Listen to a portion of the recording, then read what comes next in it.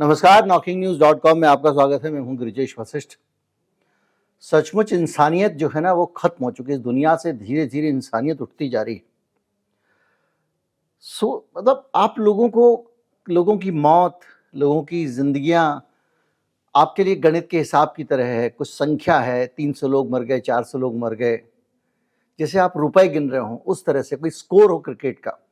मतलब गणित अंक बन के रह गया। आदमी का जीवन अंक बन गया है। अंक पर झगड़ रहे हैं लोग। बात अमेरिका की करेंगे। अमेरिका किस तरह से बेशर्मी, निर्लज्जता पर उतारू हो गया है फिलिस्तीन के मामले में, और किस तरह से उसने आम लोगों को, इंसानों को इंसान समझना बंद कर दिया है। और उसका पूरा रवैया इतने इन दिनों में फिलिस्तीन का भी रवैया निर्लज, निरा की सीनाजोरी वाला अमेरिका का है। आज हम समझेंगे कि किस हद तक अमेरिका अपने घर में विरोध झेल रहा है, लोग उसके खिलाफ खड़े हुए हैं और वो झूठ भी बोलने को उतारू है, तरह तरह के तथ्यों से भी तोड़ मरोड़ करने पर उतारू है, ऐसे आरोप लग रहे हैं, लेकिन हिलने को तैयार नहीं है। कहीं मत जाइए, चैनल को सब्सक्राइब कर लीजिए। बाइडेन की बातें करेंगे, अमेरिका की बातें करेंगे और अमेरिकन्स की बातें करेंगे। मैं अभी आया।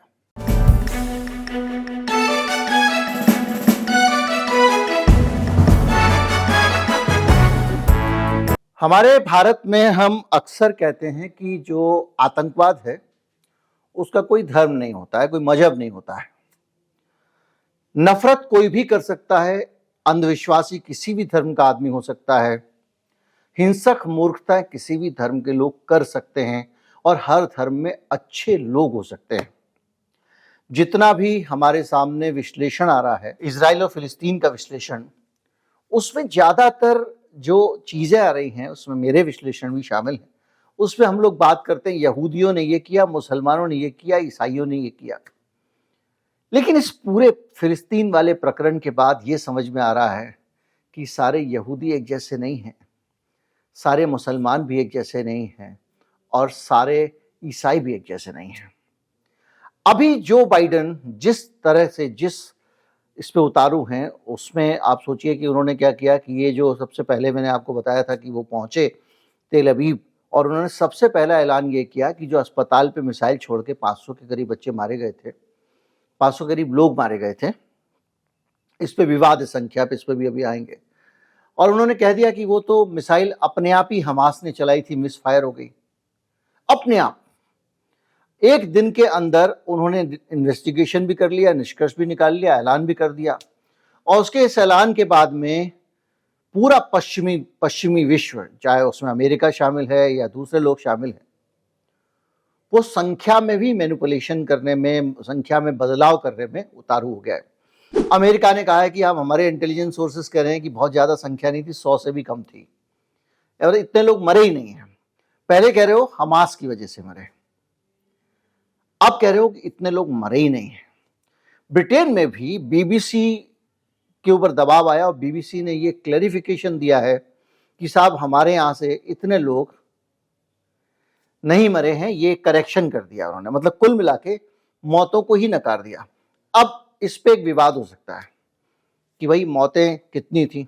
तो मेरा मानना यह है, पूरी दुनिया में यही होता है कि जो अथॉरिटीज हैं, उस जमीन की जो अथॉरिटीज हैं, उस देश के जो लोग हैं, उस शहर का जो प्रशासन है, वो उनका रिकॉर्ड मेंटेन कर रहा है। आप वहां बैठ के दुनिया भर में कुछ भी बोल दें, जो बात इस मामले में गाजा में इस अस्पताल के इलाके का प्रशासन कह रहा है या उनका स्वास्थ्य मंत्रालय कह रहा है, वो बात अंतिम बात होनी चाहिए। और उसके हिसाब से 500 के आसपास लोग मरे हैं। और संख्या को आप कम दिखाना क्यों चाहते हैं? 470 बोल रहे हैं आप, इस संख्या को कम दिखाना क्यों चाहते हैं? क्योंकि आप जब कह ही रहे हैं कि ये अपने आप हुआ है, हमास के कारण हुआ है। लेकिन मसला सिर्फ ये नहीं है, मसला ये है कि किस तरह की निर्लज्जता पे कोई भी उतारू हो सकता है। अमेरिका ने अपना जो एक बेड़ा भेजा था, 2 जहाज भेज दिए हैं, अब वो एक्टिव मोड में आ गया है। हिजबुल्लाह की एक मिसाइल को उन्होंने इंटरसेप्ट किया और गिरा दिया, यानी अमेरिका इसमें शामिल हो गया है। ऐलान नहीं किया है, लेकिन आप दूसरों की मिसाइल गिराने में लगे हुए हो। और एक चीज और भी है जो इस पूरे घटनाक्रम को लेकर विवाद है, उसमें कितने पहले वो पहले सारे के सारे ये समझ लेते हैं। फिलिस्तीन के जो ऑफिशियल हैं वो कह रहे हैं कि फिलिस्तीनियन इस्लामिक जिहाद जो है उनकी तरफ का ये रॉकेट था। हेल्थ मिनिस्ट्री कह रही है 470 मारे गए हैं और इजराइल जो है वो इस नंबर पे लेके आपत्ति कर रहा है, ये आपको पता है। एक और काम इजराइल ने किया है कि करीब 11 लाख के लोगों को कह दिया है कि उत्तरी 11 लाख लोगों को गाजा के मतलब आधी आबादी को कि उत्तरी गाजा खाली करके नीचे वाले हिस्से में आ जाए। इस सब चीजों पे लेकर जो ह्यूमन राइट ऑफिस है संयुक्त राष्ट्र का, उसकी कोई नहीं सुन रहा है। उसकी मतलब आप सोचिए क्या औकात बना दी है। और वो ये कह रहा है कि टोटल सीज है वहां पे और ऐसी बुरी हालत है कि वहां पे चीजें पता नहीं चल पा रही हैं। तो संयुक्त राष्ट्र ने वहां पे इंक्वायरी ऑर्डर कर दिया कि भैया ये एक्चुअली हुआ कैसे, किससे हुआ, किससे नहीं हुआ। इसमें साथ में वीडियो फुटेज एनालिसिस किया एक अल जजीरा ने। अगर कॉपीराइट नहीं होता तो मैं आपको बताता क्या खूबसूरत एनालिसिस है। वो वीडियो फुटेज एनालिसिस देखने लायक है। वो एक एक टाइमिंग आसमान में कैमरे में कौन सा कब मिसाइल उड़ा कब नहीं उड़ा वो देख के बता रहे हैं कि ये जो जिस मिसाइल को बता रहे हैं इजराइल वाले और अमेरिका वाले कि जिसके कारण वो अपने ही गाजा में गिर गई और अस्पताल उड़ गया, उस मिसाइल को उन्होंने दिखाया अपने वीडियो में कि ये मिसाइल देखिए ये उड़ के जा रही है और इस मिसाइल को जो उनका आयरन डोम है उसने इंटरसेप्ट किया और गिरा दिया। यानी जो हमास की जो मिसाइल थी जिसको आतंकवादियों की मिसाइल कहा जा रहा है वो मिसाइल नष्ट हो गई थी। फिर यहां कौन सी मिसाइल गिरी तो उसमें भी उन्होंने दिखाया कि देखिए ये मिसाइल उड़ के आ रही है, ये पर्टिकुलर इस एरिया में गिर रही है। ये अल जजीरा का बड़ा अच्छा एनालिसिस है। अब जो है उसको, लेकिन कोई जब ये सब मामला देशों का है, मेरा आपका थोड़ी है कि जज साहब मान लेंगे कि हाँ भाई ये सही बोल रहा है तो मान लेंगे। वहां अगर आदमी मुकर गया तो मुकर लिया, बिगाड़ लो, क्या बिगाड़ना है। और फिर अमेरिका मुकर जाए तो भगवान भी कुछ नहीं बिगाड़ सकते।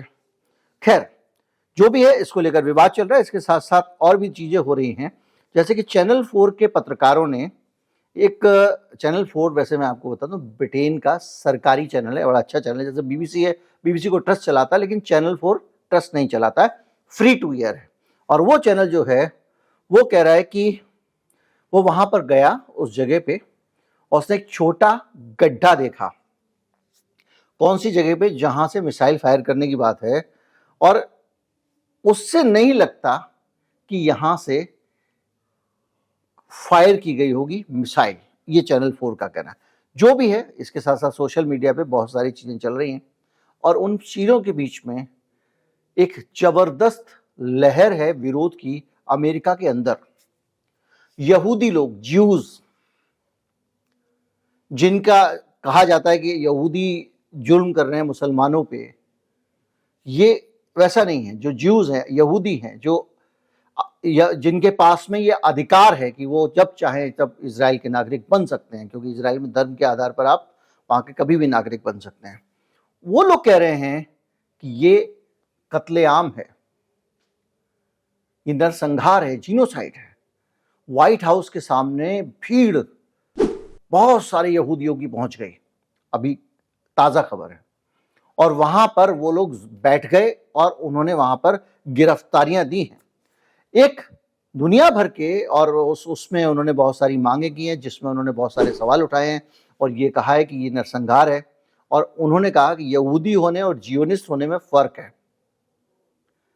जैसे कि आप समझ लीजिए कि कहते हैं ना हिंदुत्व है और हिंदू में अंतर है, तो कह रहे हैं ये जियोनिस्ट एक आंदोलन था जो चला था, जिसके पीछे कुछ मकसद से पूरी दुनिया से लोगों को समेट के लाया गया।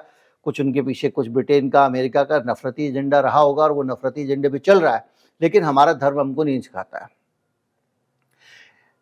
बड़ी संख्या में जो यहूदी बुद्धिजीवी हैं उन लोगों ने एक पत्र लिखा है जो बाइडेन को, और वो लिख रहे हैं कि हम समूह हैं यहूदी लेखक, कलाकार, फिल्मकार और शैक्षणिक लोग।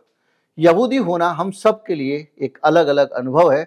हम सभी के पास कम से कम एक यहूदी माँ बाप है, मतलब हम यहूदी हैं इस बात का ये प्रमाण है, इसलिए हम इजराइल जा सकते हैं और वहां नागरिकता प्राप्त कर सकते हैं। हम हमलों की निंदा करते हैं। ये पत्र लिखा गया है जो बाइडेन को लिखा गया है, चाहे वो इजरायली हो या फिलिस्तीनी। हम मानते हैं कि हमास की कार्रवाइयों की निंदा करना और फिलिस्तीनियों के स्थायी और चल रहे उत्पीड़न को स्वीकृति देना संभव और आवश्यक है। यानी आपको फिलिस्तीनियों के उत्पीड़न को बंद करना चाहिए और हमास ने जो किया है उसकी भी निंदा करनी चाहिए। कि यानी जैसे जो स्थायी उत्पीड़न चल रहा है, स्थायी उत्पीड़न फिलिस्तीनियों का, उसको स्वीकृति देना बराबर है हमास को समर्थन देने के। हमास के अलावा हमले की निंदा करना, उन सामूहिक दंडों के खिलाफ खड़ा होना संभव और आवश्यक है जो हम लिख रहे हैं। कह रहे आप मास तरीके से पनिशमेंट दे रहे हो लोगों को, जिसके हम खिलाफ हैं, और इसलिए हम लिख रहे हैं 2 मिलियन लोगों को संसाधनों से वंचित करना, यानी 20 लाख लोगों को जो गाजा में रहते हैं उनके बारे में कह रहे हैं, संसाधनों से वंचित कर देना, परिवारों को घर छोड़ने के लिए मजबूर करना, जैसे इन्होंने कहा कि आप उत्तरी गाजा खाली कर दीजिए, फंसी हुई जनसंख्या को बेतरतीब बमबारी करके मारना, मतलब इनडिस्क्रिमिनेट बमबारी, कुछ देखना वेखना नहीं है, बस बम गिरा देना है, मरता है कोई तो मरे। ये युद्ध अपराध है और इसका समर्थन नहीं किया जा सकता। ये कौन लिख रहे हैं? यहूदी लिख रहे हैं, बाइडेन को चिट्ठी लिख रहे हैं। कौन? यहूदी बुद्धिजीवी लोग लिख रहे हैं। और वो ये कह रहे हैं नैतिक यूनाइटेड स्टेट्स सरकार सारी नैतिकता खो चुकी है और ये गाजा के जो लोग हैं उनकी इंसानियत पे सबसे बड़ा जुल्म है। इसके अलावा ये जो हरकतें हो रही हैं, जिस तरह का इजराइल का रवैया है, इसको जो आंख बंद करके अमेरिका समर्थन दे रहा है, इसका हम खुलकर विरोध करते हैं। ये उन्होंने लिखा है, हम अमेरिकी सरकार से तत्काल सीज फायर की मांग करते हैं और हमारे संसाधनों का उपयोग बंधकों को सुरक्षित लौटाने और शांति की डिप्लोमेटिक तरीके अपनाने के लिए होना चाहिए।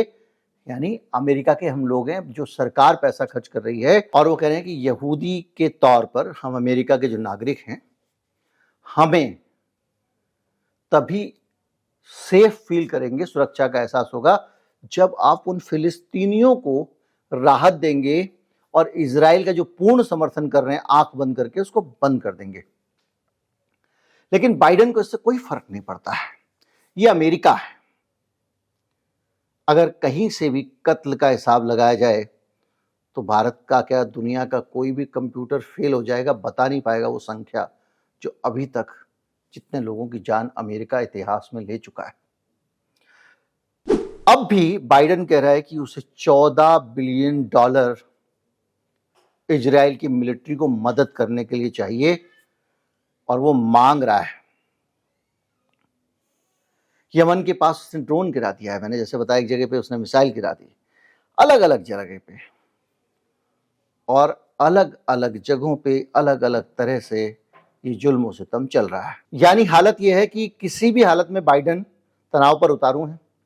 उन्होंने रूस को, पुतिन को भी जानबूझ के हमास के साथ साधना शुरू कर दिया, कह दिया एक जैसे ओवल ऑफिस में जाके संबोधन किया। ओवल ऑफिस में संबोधन करने का मतलब होता है कि कोई बहुत बड़ा नेशनल इशू है अमेरिका के लिए, अति गंभीर, तब जाके इस तरह का संबोधन किया जाए। वहां जाके संबोधित कर रहे हैं, रूस को बुला रहे हैं, चीन को बुला रहे हैं, कुल मिला के युद्ध हो जाए बस। और उस पूरे प्रोसेस के बीच में उनके अपने देश के लोग, यहूदी, उनका विरोध कर रहे हैं। रहम करो, रहम करो, बच्चों को मत मारो। मैंने कल वीडियो बताया था, हर 15 मिनट में एक बच्चा मर रहा है वहां पे, लेकिन इनको कोई फर्क नहीं पड़ता। ये अमेरिका है, ये कैपिटलिज्म है, ये कैपिटलिस्ट देश है, ये पूंजीवादी देश है, जहां इंसानियत की परिभाषा मुनाफे के आधार पर लिखी जाती है। वीडियो को शेयर करें। नमस्कार, जय हिंद।